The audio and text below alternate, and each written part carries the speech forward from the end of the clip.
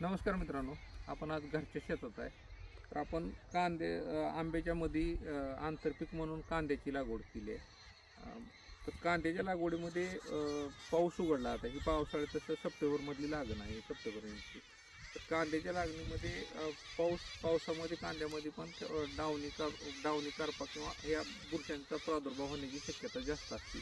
तर आता इथून पुढं थंडी जशी चालू होईल तसं कांदा आणि गहू, हरभरा या पिकांसाठी पोषक वातावरण मानलं जातं. आणि आता बऱ्यापैकी आपण हिवाळ्यामध्ये आलो.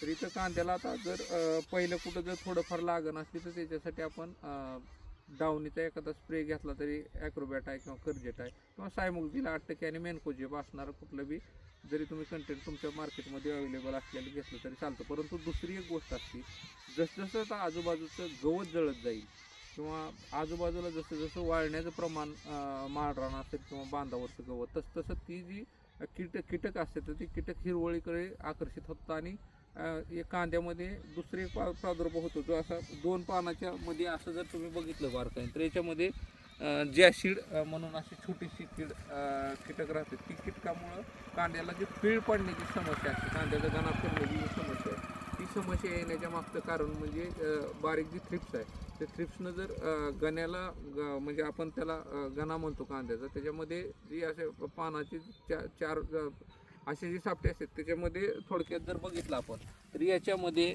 साधारणतः असं याच्यामध्ये थ्रिप्सचा प्रादुर्भाव दिसून येतो. तर याच्यावर आपण स्प्रे घेतल्यामुळे याच्यामध्ये काय दिसून येत नाही.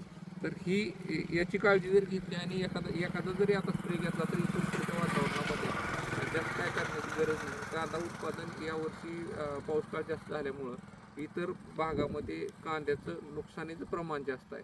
तर यावर्षी कांद्याला दर बरं राहण्याची शक्यता असल्यामुळं कांदा शेतीची काळजी घेणं फार गरजेचं राहील. आणि स्प्रे द्या. आणि याला आता गरज असते ते म्हणजे समजा 30-40 दिवसाच्या आसपासचा प्लॉट आहे हा.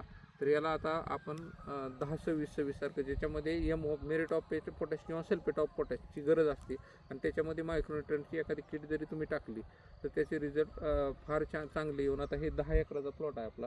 तर 10 एकरामध्ये जवळजवळ आपल्याला यावर्षी तरी म्हणजे रेट दराचा विषय काय शेतकऱ्याच्या काय कधीच हातात नसतो, परंतु उत्पादन तरी आपण याच्यामध्ये एकदम चांगल्या पद्धतीचं घेऊ आणि त्याच्यामध्ये मला कुठल्याही प्रकारची अडचण वाटत नाही.